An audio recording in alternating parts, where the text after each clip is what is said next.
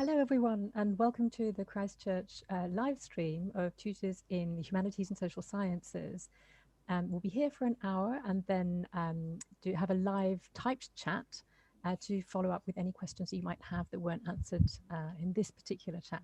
So my name's Jennifer Yee. I'm the tutor for admissions, and I'm also a tutor in modern languages, so I can answer questions about modern languages and languages and joint schools. So just to make it clear that you've got the 1 hour with us and then an hour later on, and I'll now ask the others to introduce themselves. Mishtuni, do you want to start? Yes, so I'm Mishtuni Bose, I'm a tutor in English, and I can answer questions about English, all kinds, and also English and modern languages. And Eddie? Hello, I'm Edward Keane. I'm a politics tutor. My particular specialty is international relations, but I'm very happy to answer any questions you might have about PPE or history and politics. And Anna? Hi, I'm Anna Clark. I'm the tutor in ancient history, so I can try to answer questions about ancient and modern history, classical archaeology and ancient history, and classics in joint schools. And Edwin? Hello, my name is Edwin Simpson. I'm one of the tutors in law. I'm a private lawyer and a legal theorist, and I also know a bit about tax law. And I can answer questions about the 3- and 4-year courses in law. Okay, and to start off, we've got some questions that we've had in advance and some that are coming in live now. So do feel free to add your questions to the live stream on the website, or to vote up questions that are already there if you think they're important. So a very general question that's just come in, well, actually came in before, is what are interviews like? Which is quite general. It is also going to be slightly different this year because all interviews will be remote. Does anyone want to kick off with what are interviews like? What are they going to be like this year? I'm happy. Mish, do you want to start? If I go with what it will be like in English, I would expect that what we would do this year is do very much what we've done before, which is to give all candidates 2 interviews at Christchurch. And this is to make sure that 2 different groups of interviewers see you and get to have their own experience of you, which we can then compare and discuss and think about later. Usually what we do is set a piece of very short reading, usually a short poem, and then we will talk. You will look at that beforehand, and if we go online this year, there'll be a way of figuring that out, and we'll then talk about that for a short while, and then we will go on to more general topics about your reading, your experience at school, your extracurricular reading, and so forth. And our interviews usually last about 20 minutes. Okay. So just to confirm that they will all be done remotely this year. The actual length of the interview might be slightly different. The university is discussing having a standard time for all interviews just to make it easier for schools to timetable them. But essentially, we'll be looking for the same things that we look for every year. It just might be slightly longer or slightly shorter. And I expect they will also factor in time for technical issues, such as the whole, getting into logging on, logging off, and all those things. So there shouldn't be any additional need for stress because of that.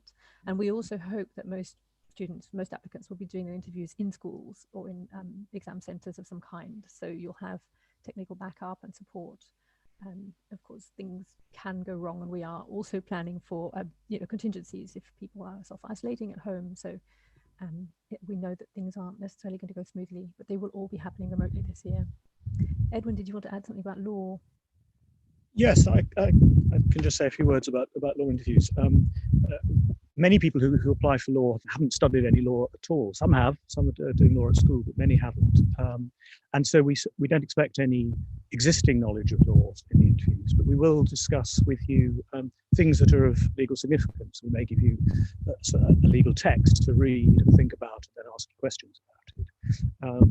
And what we're trying to do is assess your aptitude to do the intricate and detailed and reasoning that is involved in studying law, and we realise that can be a bit intimidating, but it isn't meant to be. We are just trying to find out what you're good at.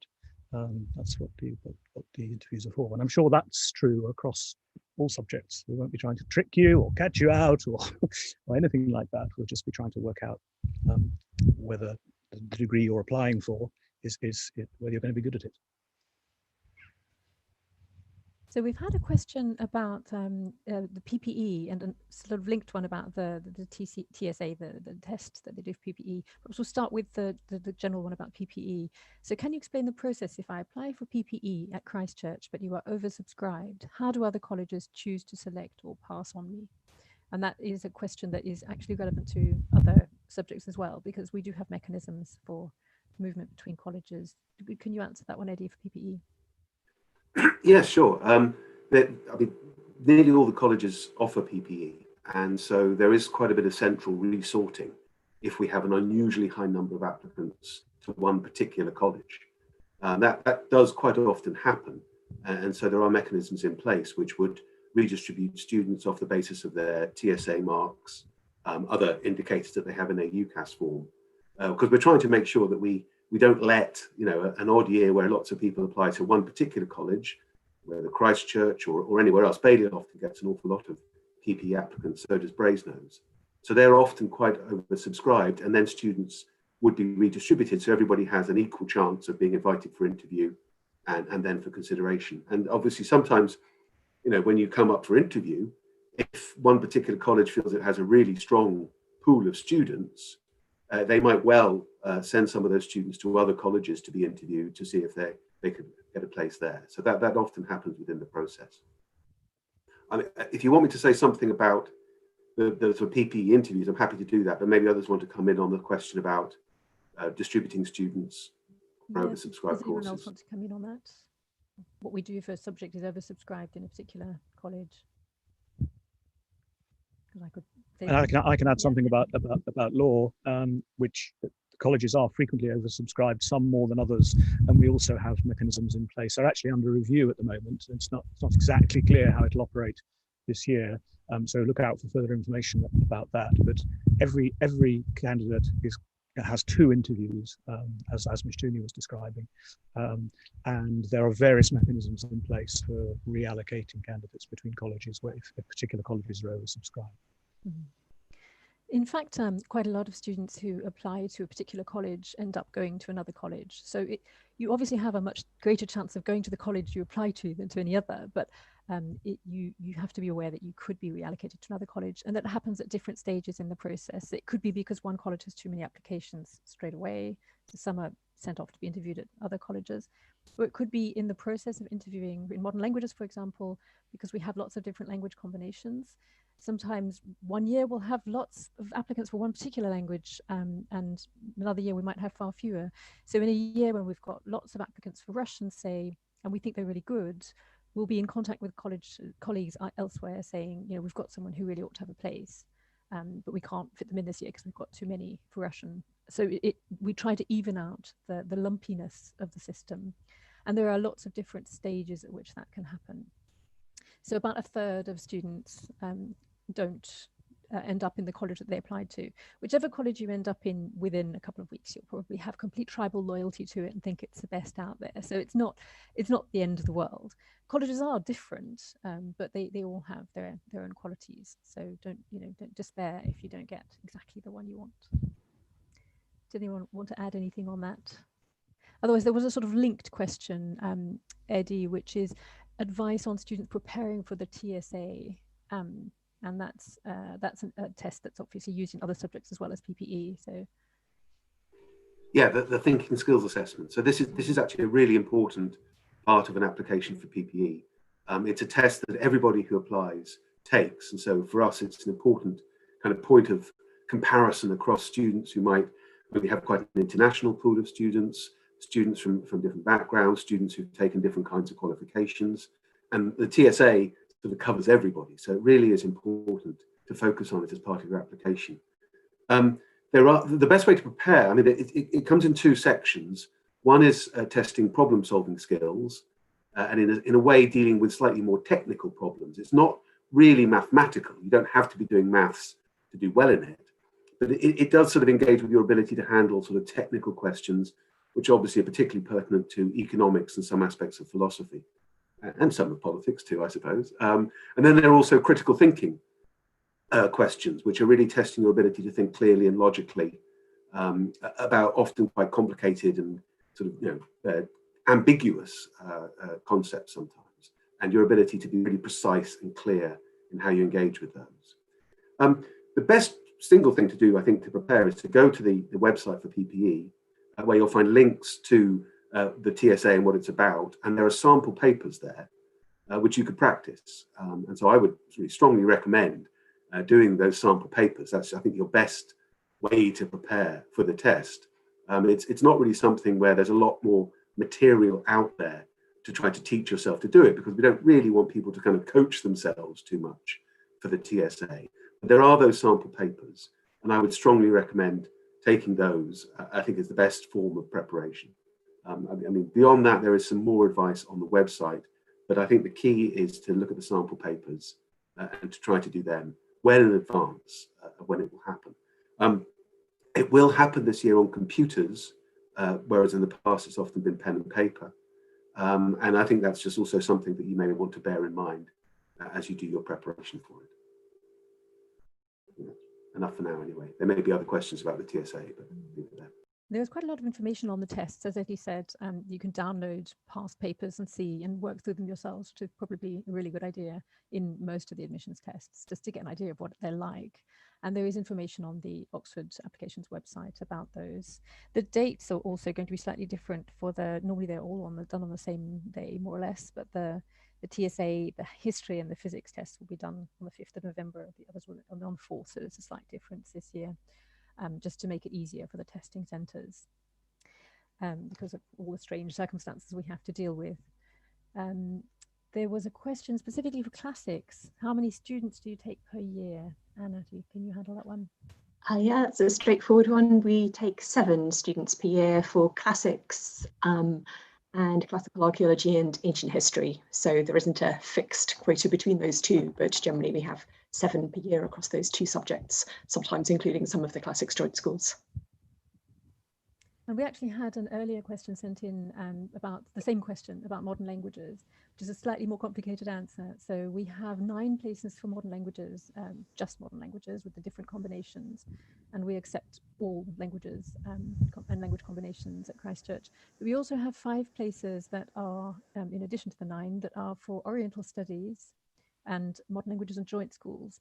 So in fact, Anna could be taking an extra student in addition to her quota of classics, if it was someone doing French and classics or Italian and classics, and that would possibly come out of the modern languages joint schools quota. And the same with Mishtuni's quota in English, she could be taking someone for English and modern languages. So crossovers are possible there. So it's 9 plus 5, give or take, Oriental studies with some flexibility. And I could say something about the LNAT in addition to what Edith said. Go ahead, Edith. And there's a national admissions test for law too, which is in 2 parts. There's a multiple choice section, and then there's a short essay. And there are sample papers again that you can look at online. And I agree with Eddie. I think one good way to prepare for it is to have a look at old papers, so at least you know the styles of the questions and have practiced those. The format of the questions is designed to make it difficult to prepare for. You're not going to do better at it, particularly by spending a lot of time preparing, but it certainly helps to know the style of questions and what it looks like before you do it.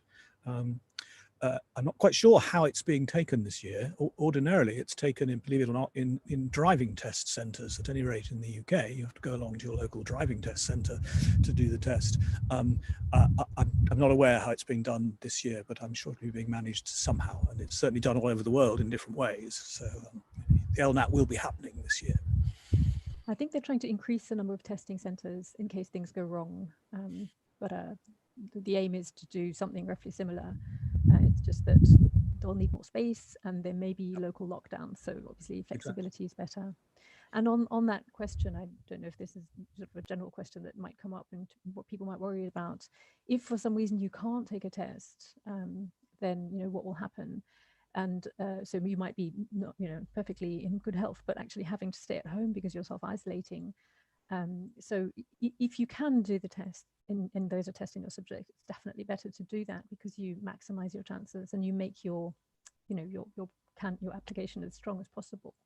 But if you can't for particular reasons, then you need to let the college you're applying to know. So in our case, that would be admissions at CHCH ARC. You can find the email addresses on the website, but you'd need to let the college know so that they're aware that there were reasons why you couldn't take the test. And we're all aware that there are exceptional circumstances this year, but it does make your application much more competitive if you can do it. So, you know, do try to, as much as you can, as much as is possible. We've had a couple of questions. So, a question about PPE. I plan to do PPE, but I have a stronger interest in economics rather than politics and philosophy. Does each college differ in their strengths or focus on, you know, one of the three subjects? And how would you advise us to choose in that case? Maybe that's a separate question. Let's start with the PPE. Yeah, I mean, I don't think they differ all that much. I mean, it's not in the sense that I would say, well, this college is really strong for economics, this one for politics. Generally, they're quite balanced. The main difference between colleges is that some of them have 2 tutors in each subject, and some just have 1 in each of the 3 subjects. And that's usually governed by how many students they take. So the staff-student ratio is actually quite similar across the board there. PPE is a very kind of capacious subject. It covers all sorts of different approaches and ways of doing it. And it really lends itself, I think, to you designing, at least after the first year, which is a kind of compulsory course, to you designing the kind of degree that you want. One thing you could do is look at the specific tutors in the different colleges and check out what their interests are. So I do international relations. If you have a really strong interest in international relations, you might want to go to a college with a politics tutor who specializes in that area. There are several of us scattered around the university, of course. You know, similarly for philosophy or economics, different tutors have different particular interests. I wouldn't say, you know, any of these are sort of stronger than any of the others. It really depends on your own personal preferences in that regard. But I would also say, let's say you picked a college and after the first year you discovered you really loved a subject and it was a bit different from what the tutor there had an interest in. They're going to send you out to find the best tutors in Oxford to teach you that subject. So it's really not going to affect who is actually teaching you. And I don't think, to be honest, there's a really strong differences between colleges in that respect. So the one piece of advice I might give is to look at the interests of the tutors and see if there's a real fit for you. But I wouldn't make too big a deal out of that. And for me, in terms of PPE, for college choice, I would look at really other factors that are more to do with the social environment, possibly the political environment. Different colleges have different sort of complexions in those regards. And they're very sort of varied. And so just find a college where you feel really comfortable and happy. And that's the most important thing, rather than thinking, well, you know, this one is better for my particular brand of PPE, because it's very kind of difficult to make that sort of judgment. Just to come back to the how do I choose my college question, I think Eddie's right that you will in the long term end up with you know, comparable education, because we do have swap systems for classes. But I don't think either that you should just go by the sort of external reputation of the college. Sometimes these things are exaggerated or slanted in a particular direction because of things that were true 20 years ago.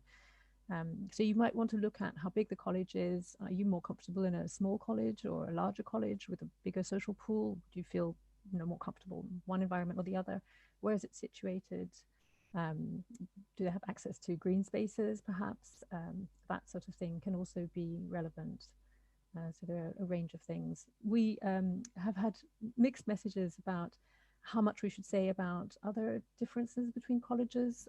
So we can say that Christchurch has quite generous grants and provision for things like book grants and summer bursaries and holiday grants, that sort of thing. So we're not allowed to say too much about that, but it does make a little bit of a difference if you're worried about that, sort of the extra costs, then that can help a little bit with those difficult extra costs at the end of the month. We also have subsidized meals and accommodation for students in the lower household income brackets. So that might apply to you. So it could also be a little bit helpful with that sort of thing. But yes, I think that the college is very much a social environment as well as an academic environment. Anyone want to add anything else? I guess the number of students in the cohort in the college is also something you might want to look at. That might make a difference. Does anyone want to add anything on college choice? can waive physically as well as. I'd just add that I agree with Eddie that it's worth at least looking at what the interest of a particular college is to see if there's a match. But I also agree with him that it shouldn't be the be all and end all. Feeling you only want to go to a college where there's somebody who's particularly interested in what you think you're interested in would be a mistake. I mean, what I can, just to say a word or two about law at Christchurch, we take quite a lot of people. We make 10 or 11 offers each year. We're a college with 3 law tutors, which means that we cover a lot of the teaching in Christchurch. We do also send you out for teaching from experts in other colleges, but we do cover a lot of it in-house. And the other thing you might want to bear in mind, this is law specific, is that Christchurch has a particularly good law library, and the quality of the law library does make a bit of a difference across colleges. It doesn't make much of a difference because you can still go to the university library, the Bodleian, which has every book in the world, as it were. But we have a particularly good law library, which is used by our students very actively, and has a social dimension to it as well as an academic one, in that they can discuss their work and discuss ideas, and they do exactly that, or at least they do in ordinary circumstances. Quite what will be happening this term in terms of the library, I'm not quite sure, but you'd be here for 3 or 4 years, and let's hope that across that period at some point you'd be able to use the law library in its ordinary way, and it is a really exceptional resource. You'll find pictures of it on the web. Yeah, I mean, the library has already opened up again to some extent, but with social distancing. So we can hope that it will all be normal by the time your cohort joins us. There's a question about history and politics, which actually sort of applies to other applications for joint schools as well. How should I approach writing my personal statement for history and politics in a well-balanced manner? Does it matter if it's a bit more history than politics, or vice versa? So this is a question that anyone applying for joint school would probably ask themselves. Do you want to, Anna or Eddie, who would like to answer that one, history and politics wise? Anna? I probably shouldn't answer for history and politics because it's not a degree I have anything to do with, but I think from the perspective of joint schools in general, and it's something that people sometimes find for ancient and modern history, for example, which isn't a degree offered in very many universities. People worry on their UCAS form how they're going to pitch applying for slightly different variants of degrees. So my sense would be that you need to show why you are interested in both sides of the subject that you want to study, but I wouldn't be worrying about percentages, and if there's something in there that doesn't look immediately obvious. We're all aware that you're writing this UCAS form for more than one university, so I don't think it's something that should worry people too much. Eddie, I maybe just throw in, because I mean, I would say something very similar. I mean, this often comes up for PPE as well, because people are there having to cover 3 subjects, and they're often, when they're applying for PPE at Oxford, they might be applying for straight politics or straight economics at a different university, and so they don't know quite how to balance the personal statement. And the main point, I think I would agree with Anna, is that we understand that students have this dilemma, and so we're not going to sort of penalise somebody simply because they might get that balance in a particular way. We are looking in the personal statement for you to demonstrate your enthusiasm for the subject. It's not so much about, well, I've read this and I've done that. That matters, but it's more like, why you want to study this particular subject at university. I think you can convey that interest in a paragraph, and if you then want to have a bit more space to talk about history, that will be fine. For a lot of history and politics candidates, they've done history A-level, but not politics A-level. So they've sort of got a bit more to talk about in terms of what they've done in their schoolwork on the history side and the politics side, and that is not a problem. But it would be good to try to convey your enthusiasm for the subject of politics and why you want to study it. I think that's the most important thing in the personal statement.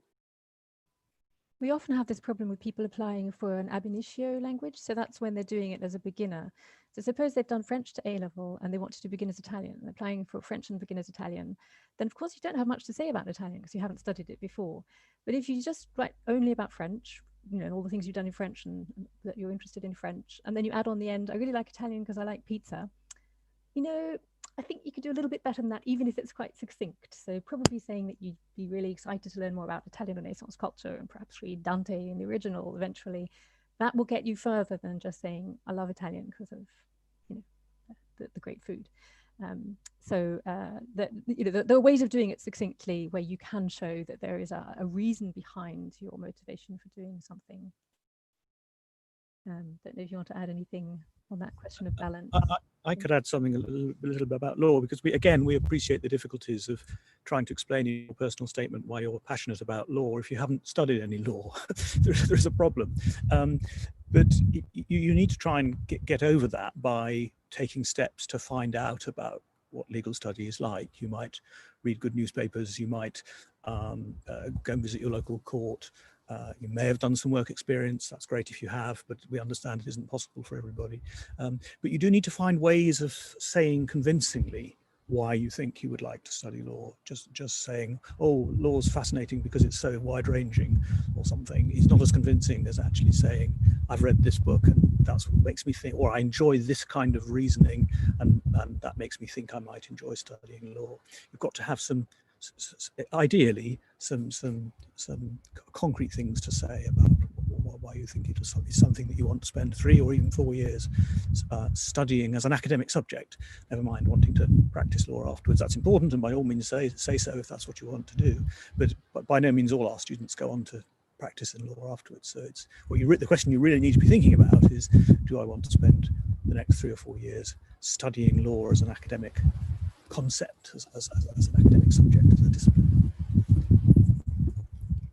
We've got a question which is specifically for English, but in fact it does have ramifications for other subjects as well. So students are asked to send in submitted work that they've done as homework, but of course a lot of this year cohort will have had interrupted schooling and won't have had a chance to write as much as they would normally have done. So what should they do in that case if it's not homework that has been done formally and assessed by the teacher, which is what we ask for? Mishtuni, do you want to? Yes, and I mean, at the moment, we don't have a definitive answer to this question, but I think really any piece of writing that you have, I must stress one thing this year. We are so aware, and I think this would go for any subject really, of the real unprecedented constraints under which everybody will have been working and studying and living. And so we will be as flexible as possible in assessing what anyone sends in. One important thing I would say is that, and this holds for every year, not just this extraordinary year, very occasionally people send in written work, even under normal conditions, as it were, that doesn't help them very much for English, because what they send in is a piece of creative writing. And we're not looking for that kind of writing in the written work. What we want to do is hear something of you engaging with a piece or pieces of literature. So I must stress that. That's really what we want to hear in it. And it doesn't matter if it might be that it might not be something that's been assessed in your school. It might be a piece of writing that your school has set you to work on independently, perhaps at home, with minimal preparation, with not very much in the way of critical reading. Whatever you've done, all we are trying to do is hear your voice as a critic. That's what we're trying to do. So we will be as flexible as possible in assessing whatever we receive. And that also goes for the English Literature Aptitude Test, which will be subject to all the constraints that the other subject aptitude tests and equivalents are under this year. Again, we will be very flexible in taking into account the conditions in which people either are sitting it or are unable to sit it. And just I wanted to add one thing, because there was a question that was sent in earlier about if people have interviews online and they have to read something for that interview. Certainly in English, I can say that we would normally, we have done interviews online before for people who've been interviewed abroad and so on. So we do have some experience in this across all the subjects. And in English, what we always do is send people the written work in advance, or send them whatever it is we want them to read. And they are allowed to look at it in advance of the interview and to annotate it. And we don't look at any of that. We just talk about it. So certainly this year, if we use a short piece of reading for the interviews, it's reasonable to assume that you would get it in advance and you would be able to look at it and annotate it in advance. Definitely. Just back to the topic of submitted work, the written work. If you have done a piece of written work that's not in the normal circumstances, so for example, you did it at home without any support, without any guidance from your school, on the form you can fill in, and your teacher can also fill in details about the conditions in which you did it, so that the tutors who look at it can say, right, this one was done with guidance from the teacher and a reading list. This one was done entirely alone with very little guidance. We can contextualize it in that way. So make sure that you and the teacher who's filling in that form give us the details of the context in which it was done. We are aware that they are often going to be exceptional this year. We're working towards a format for the pre-interview reading, which I think will be standardized across all the subjects that use a pre-interview passage, and it will be, as Ms. Junie said, you'll have time in advance to read it, and you won't have to hand in anything written. It'll just be, you'll have read it and they'll ask a couple of questions on it. But there will be, I think, a pretty standard procedure across the subjects that use those texts. Anna, did you want to add something? I just wanted to add about written work that, of course, it's always the case that we have the cover sheet that tells us the conditions under which something is done. There are going to be extra complications this year, as people have explained, and will be very flexible. But it's also the case that we already know if we're assessing something that has been done as a 3-week piece of homework after having a whole lesson, compared to something that was written in 20 minutes in timed conditions. So we're very used to not comparing like with like. So I think that's just something that's going to be expanded a bit this year. There was a question about the format of the classics admissions test, and just to confirm, as far as I know, there are only 2 tests that will be done on computers, and that's I think the BMAT and the TSA. So the BMAT is medicine, that doesn't concern people here, and the TSA is a thinking skills assessment. As far as I know, the other tests will all be done on paper, as per usual. But again, these things are being worked out and confirmed. But that's the latest that I've had from the admissions central coordination. A general question about deferred applications. So I think this is applying for the following year rather than applying for taking a gap year. So the question of, are deferred applications generally discouraged, and do they require an even more outstanding application in order to receive an offer? So that's applying for the following year.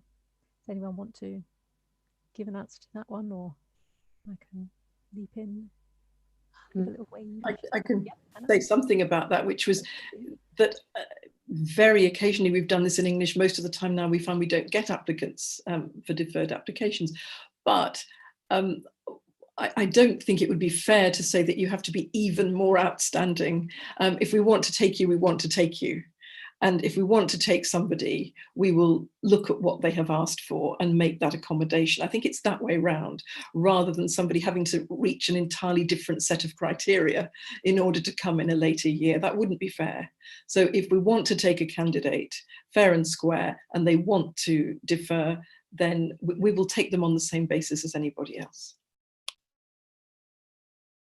Anna, did you want to add something to that, or is it?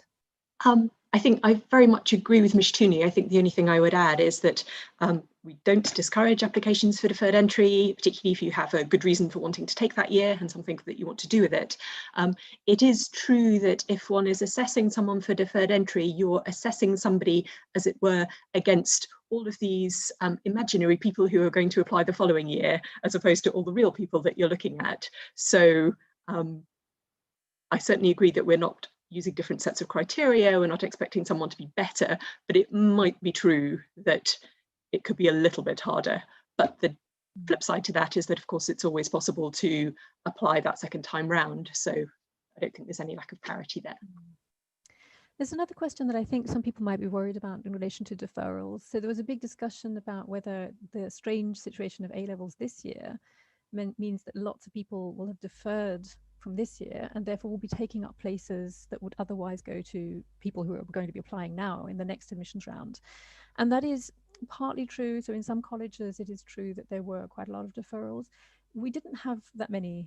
So we, I think it's only 2 or 3 deferrals at Christchurch. So it doesn't make a material effect to your chances of getting into Christchurch next year. We haven't got, it's not that a third of our places are already taken up with deferrals from the previous year. So I wouldn't let that worry you too much if you're applying to Christchurch. There was a question that came in earlier about the year abroad, which actually applies to law as well. So the The law course, you can apply for a 3-year course or a 4-year course with a year abroad if you're doing European law. Edwin will correct me if I get that wrong. So the question is about partly to do with Brexit and what will happen there. So at present, students get a grant from the Erasmus Exchange, which helps them a lot financially for their year abroad.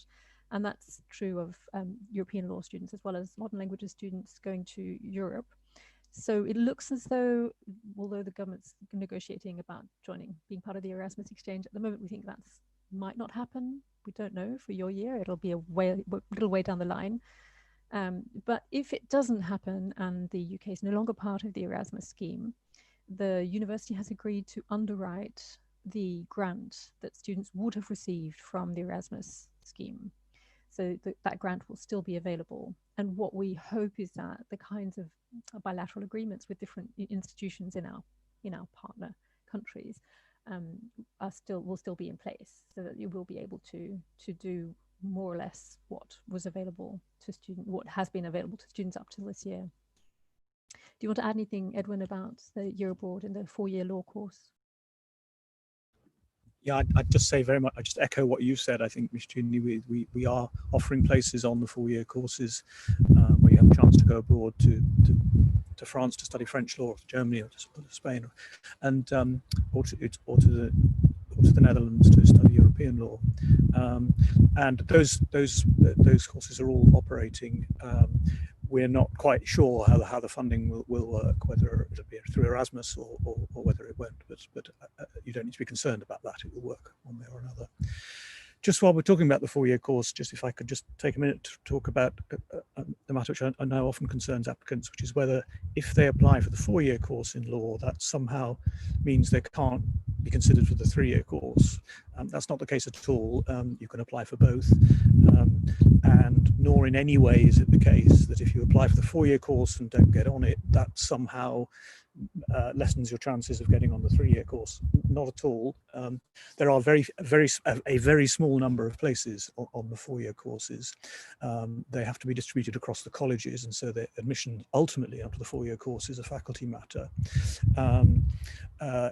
But then as a college, if you get on the 4-year course, that's great. If you don't, we consider your application for the 3-year course alongside all the others in exactly the same way. So I think the takeaway message, as we say, from that is that if you're interested conceivably in taking the 4-year course, then you should apply for it. There is just no reason not to. It's very competitive. You'll be doing extremely well if you get on it, but it won't have any impact on your application for the 3-year course. So we've got a question, I think, that's quite general to different subjects. Is it quite easy to be tutored in another college because of an interest area, and how often does that happen? So I'll answer for modern languages first and then hand over to the others. In the first year, the course is fairly fixed, so you don't have a great deal of choice about, in fact, you don't have any choice about what you do. And that is because we want you to get an overview of the different areas and try things out and get an understanding of different periods and different forms that you probably won't know from school. So you wouldn't be sent out to another college for that. But in the second year and in the final year, you have a lot of choice about different subject options. And if you choose an area that's not taught in college, we'll send you out through swap systems to another college. And most students will have some classes, some tutorials outside in other colleges, just as we are often receiving students from other colleges. So it's quite good to be able to talk to different people. And it does mean that you get to be taught by someone who's a specialist in the area, which is one of the advantages of the Oxford system. And then there are some languages where the classes are mostly central anyways, so smaller languages, if you're doing Oriental Studies, but also Italian, although we have an Italian tutor, the language classes are taught centrally. So you'd be with a group of people from other colleges. So you will have some subject choices that are taught elsewhere in other colleges. And certainly by the final year, you'll be doing quite specialist work with specialist teachers. Did anyone else want to answer on that one as well? How often people are, yes, Micheline? Say something about English, which is that in the first 2 years, it's very unlikely that you would be taught by somebody from another college, simply because the way that the syllabus is structured, most people do most of the same things in those 2 years. But in the third year, you might barely be taught in college at all, because you'll be doing a dissertation and you'll also be doing a special option paper in the Michaelmas term, which is taught centrally in the faculty. And that's to give students an experience of seminar teaching and writing a long essay, which they might not otherwise get. So it's quite possible that in the third year you'd be sent out to specialists in those different subjects. But it's not true that you would randomly go 1 week here, 1 week there to somebody in another college. We don't tend to pass people around like that in the first 2 years. Maybe just throw in for PPE here, it's a very, very similar answer. The first year is a fixed program, an introduction to all 3 subjects. You have to do that, and that's almost entirely taught in college. There would be a few sort of maths classes or statistics classes which might be centrally taught, but nearly everything is in-house. And at the beginning of the second year, you pick from a limited menu of what we call core courses, and that you do about 4 papers like that. Most of those are taught in college as well. So there's in economics, it's microeconomics, macroeconomics, quantitative economics. In politics, it's international relations, British politics, comparative government, and political theory, political sociology. And so you have to pick a couple of papers from each of those limited menus, which are often taught in-house. But then beyond that, each branch of PPE has about 20 different options, and you pick and choose those very, very freely. And essentially, we send you to the specialists in the university who teach the particular subject that you've chosen. So towards the end of your second or third year, much as Mishtuni says, you're more likely to be taught outside college than in. It depends on what particular advanced options you choose. Very, very similar in law. For the first year and a half or so, you would be taught almost entirely in college. And then as you start to study optional subjects where there are lots and lots of choice, then you would be sent to subject specialists in the faculty who will be at other colleges. Although you might choose to do subjects that are taught by college tutors, or you might choose to, and you should be guided here by what you're interested in, to take subjects where you'll be taught elsewhere. Quite a similar position in classics and in history. There are language classes in the first part of the degree that are faculty taught, but otherwise most of what's done at the beginning is likely to be in college. There are some archaeology specialisms, for example, that might be taught out. I think the one difference is classical archaeology and ancient history, which is set up as a kind of integrated degree from the beginning. That means that actually your primary teaching for the first 2 terms is in a small class of about 6, 7, 8 people with 2 tutors, one an ancient historian and one an archaeologist. So that's a slightly different pattern for the first year in CAH from a lot of other subjects. Great, thank you. There's a general question, do you accept Oxford reapplicants? I think this is someone who applied the previous year and didn't get a place. And do we accept someone who's reapplying? The answer to that is yes. We recommend normally that you apply to a different college, not because you can't reapply to the same one, but just because you're going to have a fresh set of eyes looking at your application. Your application is also going to be slightly different, isn't it? Because you'll effectively have had a gap year. So obviously it's better if you can show that you've done something meaningful during the gap year. I appreciate that's more difficult this year than it would have been in previous years. But if you've done anything that's related to the course that you're applying for, then that's something that you should make the most of. And tutors will understand that you can't have done all the things that people did in the past, but you could just have done some relevant reading, watched some BBC iPlayer documentaries that are related to the area. There are ways of showing that you've at least kept the spark going. So you can make it positive, and you don't have to mention that you are reapplying to Oxford. We've got a question about size. So what does it mean in terms of learning and experience with differing intake sizes and different number of tutors? So, suppose in Christchurch we often have larger cohorts, perhaps than in some other colleges, and in some cases more tutors. Does that have any impact on students' learning processes and experience? Does anyone want to answer that one? I could say a bit for modern languages while you're thinking about it. And so we have quite a large intake for modern languages compared to most other colleges. We're one of the bigger intakes. In fact, in modern languages, because the combinations are all different, you wouldn't all end up in the same class together unless by amazing coincidence you're all doing French. But it does mean that you've got a pool of people to draw on. So you've got a kind of social set that you is created for you. And one of the things about the college setup, though, is that you do end up making friends with people who aren't studying your subject. So you might be studying French and philosophy, but your best friend's studying chemistry or something. You know, that's one of the nice things about college. But you often tend to socialize with your subject cohort first off. And I think that can be quite positive.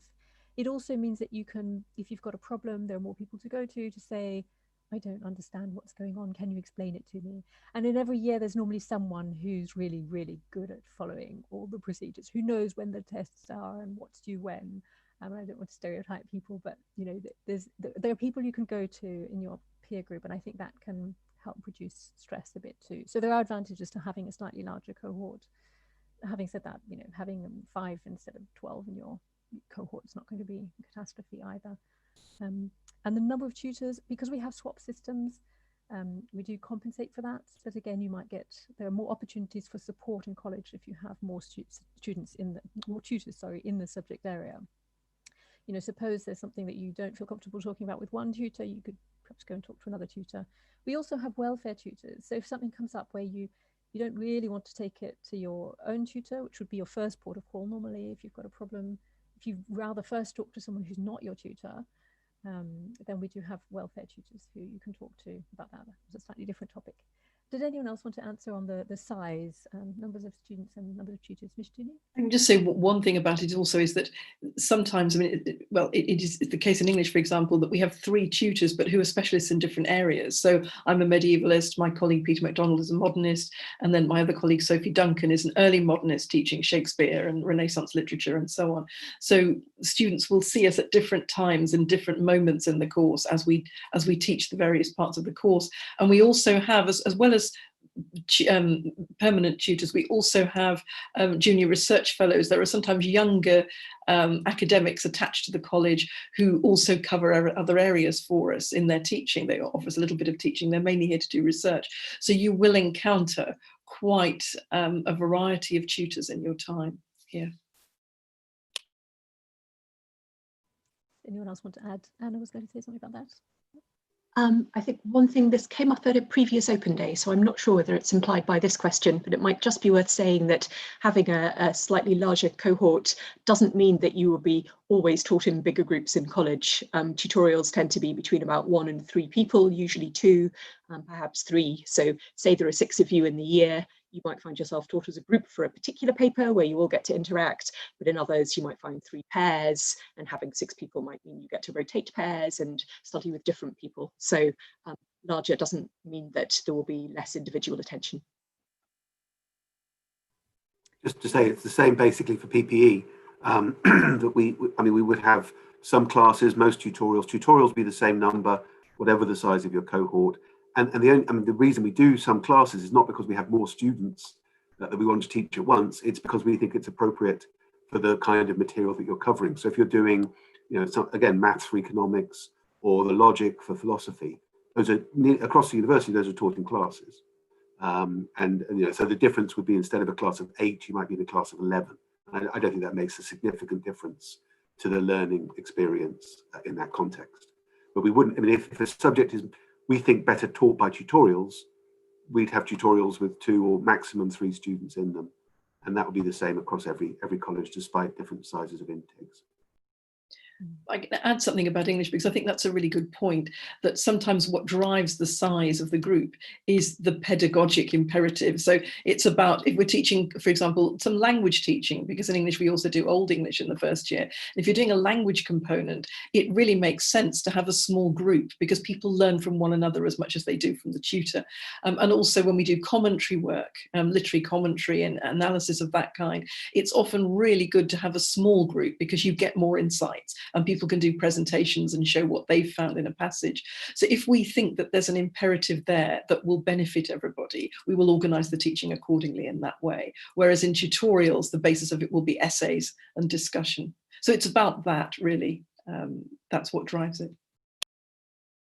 And just to clarify, as Eddie said, tutorials are almost always 1 to 3 people. In our case, we 3 in the first year occasionally, but usually 1 to 2 people in tutorials. So that independent of the cohort that you're in, whether you're in a big group or a large or a small group, tutorials will be small. It's just that you might have some classes and seminars as well, which is quite nice for a bit of variety, I think. It gives it a different flavour, and as Mishjini said, you learn a lot from talking to your peers as well. We had a question about classics from before, just how different are the different courses in classics? I've just seen another come up that might be really important to answer, if that was okay. Oh yes, you want to go for that one? Okay. Is it important to have a classical language at A level to study ancient history? Yes. So the first thing to say is that we don't offer, I know it says ancient history next to my name here because that happens to be what I do, but we don't offer a degree specifically in ancient history. Through the 3 degrees I mentioned that have an ancient history, can have an ancient history component. So none of them require you to have an ancient language, a classical language A level. You can come and do classics here without having done A level or equivalent in classical languages at all. So it's perfectly possible to study ab initio. I think the only place where it opens one option up to you is if you're doing ancient and modern history. There is one extra paper available to you in your first year, an optional one that you can study if you have done either Greek or Latin. But otherwise, there are the obvious advantages of being able to get things out of texts in the original, but absolutely no requirement to have a classical language, and opportunities to learn it at different speeds in all 3 classical degrees. You can also do classics and modern languages without having done any classics at all, which is a longer course because you've got to start it from scratch. But yes. Yeah, it gives an opportunity to do Latin, or if you haven't. Absolutely. It's really important to stress that, because although we say it a lot, sometimes people don't pick up that it is entirely possible to come here and study classics without Latin or Greek yet. Yeah. Though you do have to learn it when you get here if you're doing classics. Yes. Do you want to say something briefly about how different the courses are? Or I can do. It's quite a long answer, so I'm not sure how we're doing for time. Maybe we'll answer the Slido one then on the typed chat. Okay.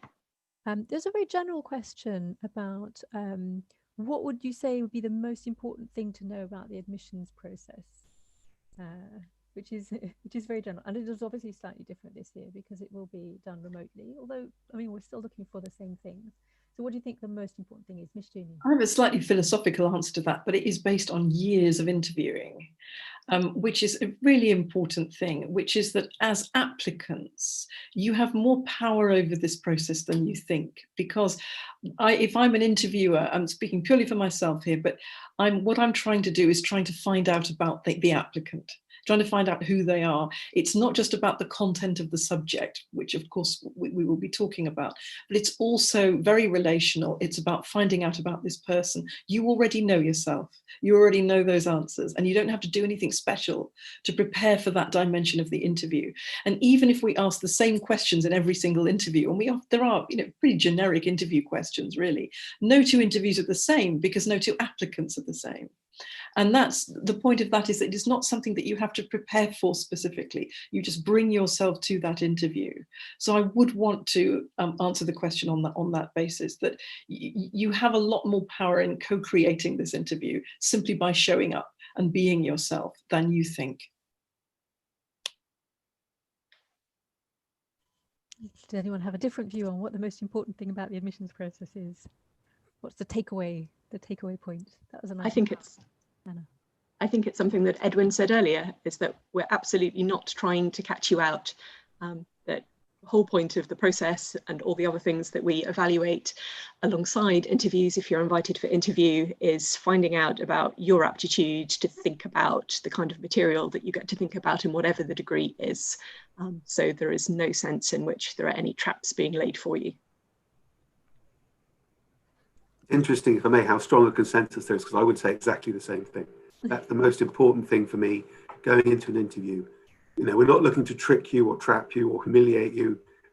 We want to give you a platform so you can show us how you think about the subjects we study here. And, we really want to see you. I think maybe just add one thing, which is I don't often think that the quickest answer is the best. It's often good to see somebody realizing that, again, it's not a trap, but that a particular subject might be much more difficult than they at first thought, and that they see some of the complexity in it and are starting to sort of work with it. I think that's often a very, very useful ability to demonstrate in the interview situation. Mm-hmm.